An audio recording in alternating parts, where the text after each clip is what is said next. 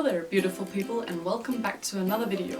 Today I have a speed paint for this year's 2020 Mermay, which is, if you don't know, a challenge or a prompt list where you draw mermaids in the month of May. Some people take the challenge and do a drawing every day of mermaids. I did not do that. Because it's too much work for me. So I have decided to only do one drawing for Mermay, and that's the video I am here to show you today. I'm also going to show you the process that I go through before doing the line art that you see in my other speed paint videos, where you just see me start with the final sketch and do the line art. Here I'm also showing you my sketch process and different stages I go through in the sketch process. So I hope you will enjoy that. It's a little longer than usual, but I hope you can bear with me this time.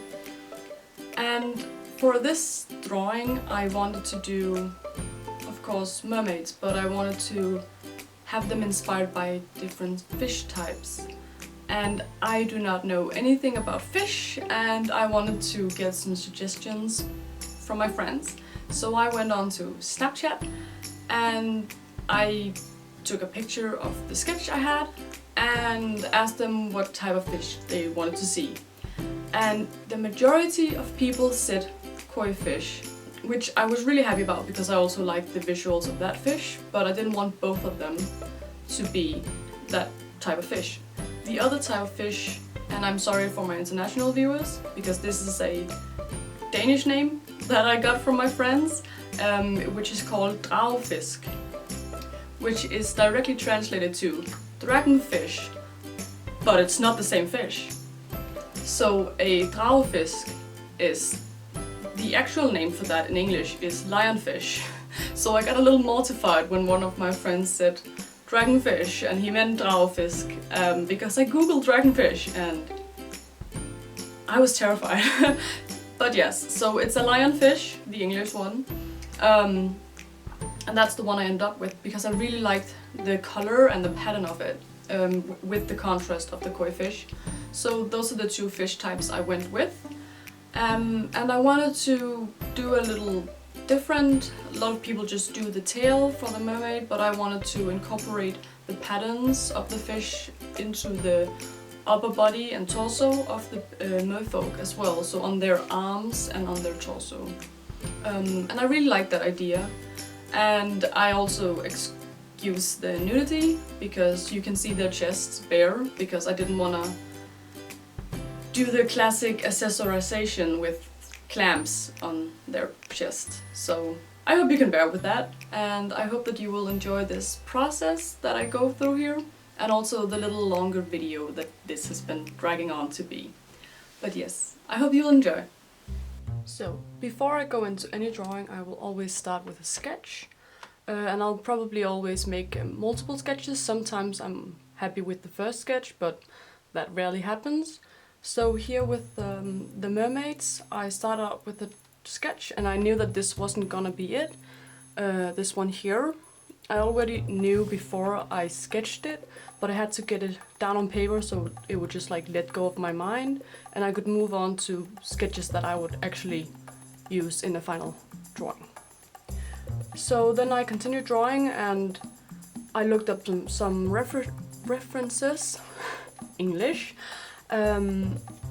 to inspire me, and I found a reference for a person sitting and braiding their hair or putting flowers in their hair. I'm not quite sure, but I really like the statue of it with the arms up. I like the silhouette.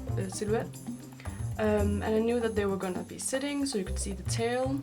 And I was considering just having that one person, but I wanted some more interest in the drawing, so I tried adding another one where they would be looking into this person, at this person. And I like the silhouette and the flowiness of the tail. You'll see later that the tail position like changes. And then just to try a few more, because I knew I wanted this person, but I was unsure with this. So I tried making a little sketch of someone like passing in front of them, so you could just see the back of them and their entire silhouette of the tail. But I wasn't really happy with that, so I tried moving on with the first idea with these two sketches and mixing them together to just see how I like the silhouette and the pose and everything. And I was pretty happy with this, even though this is far from what it's gonna be. And then with a final idea in mind, I am moving over to a bigger piece or a bigger sheet of paper, which roughly have the size of the final piece of paper. And this was the first sketch I did, but I could already see that they weren't filling up nearly as much of the paper as I wanted to, because the paper I'm using in the end is this, and you can see it's quite big. So having it here just wouldn't fill up very much, and that would be, sorry about that, getting it into camera. There would be too much empty space here around it.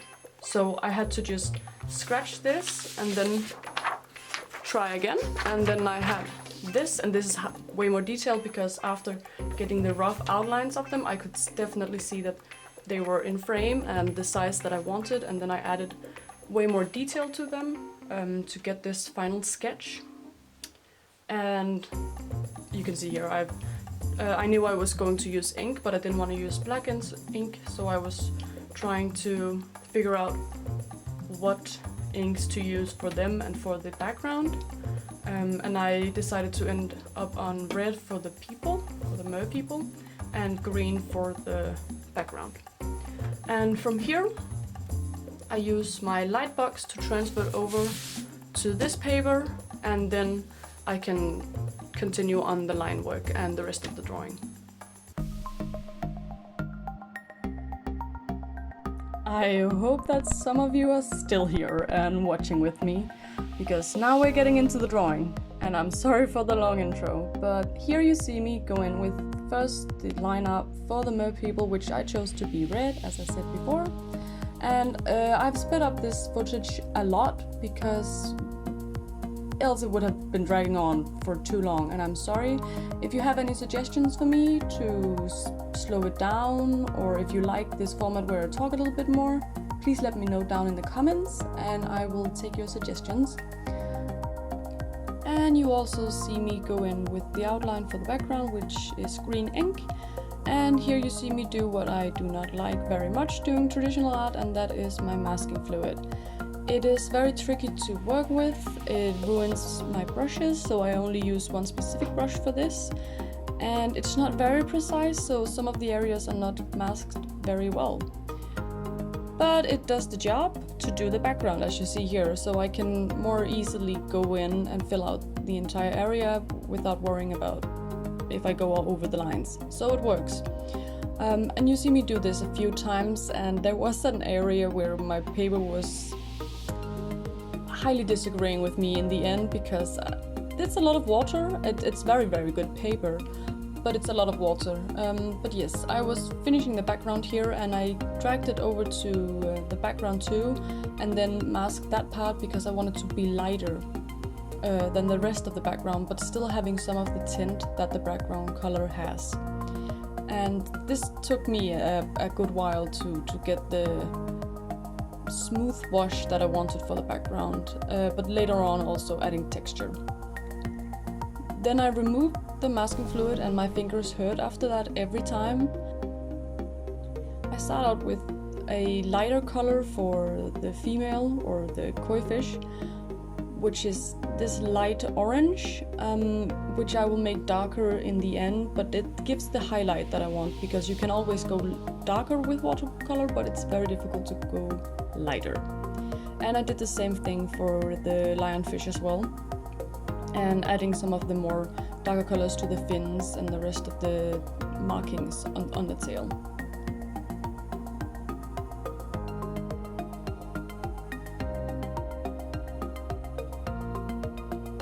And yes, here you just see me go in with deeper colors and darkening up areas to make more depth in the characters, which really helps. But right now it's really difficult to see the cohesiveness of it, because the markings are the only things colored, but you will see when I go in with the skin color and the background that it pops a lot more with their color in their scales.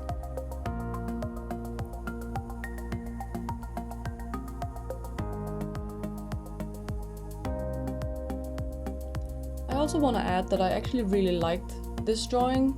It had its ugly period until almost the very end, and most of my drawings have that where I'm like, oh, this is not gonna work out and it's not gonna be pretty, and this had that for a very long time, especially to the end, and I was dreading actually just finishing it and realizing it wasn't a good piece. But after doing the white, which you will see further to the end, it really popped and I really liked the end result. But yeah, sometimes you just gotta go with it and hope for the best, and that's what I did here. But I really like them. I like the interaction between the merfolk, and it's just overall very cute, and I'm trying to be better at interacting characters with each other and make more interest in a piece.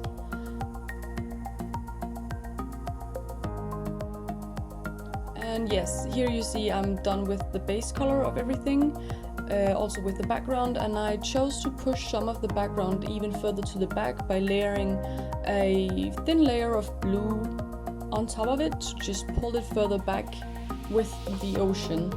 And it worked pretty well, and it got a little more desaturated, but I guess that's the point. But I just like my very vibrant colors, so it was a little sad to just see these colors being pushed back. But it did the effect that I wanted, and that's great. So pro tip for you, if you want to push things further back, just giving them a thin layer of the background color to deepen it and dragging them further back. And this is the time where I reached that point where it was not good in my eyes. But adding the white really made them pop, and it made the shine on the scales that I really liked, because scales are shiny and it really helped with the white.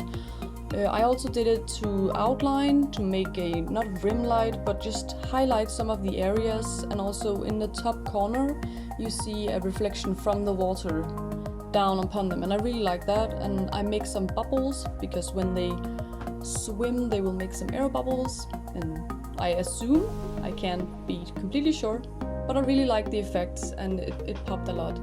And here I'm going in with a black pencil to the back areas that are not hitting light, just to deepen the outline a little bit more, to give that effect of shadow that it's not actually there.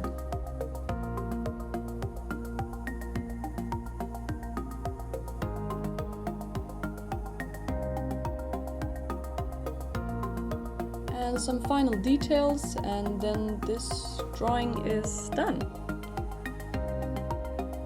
Thank you so much guys for watching, and I hope that you like this video, giving it a thumbs up, a subscribe, and maybe a few comments in the comment section. Thank you so much guys. See you in the next one. Bye!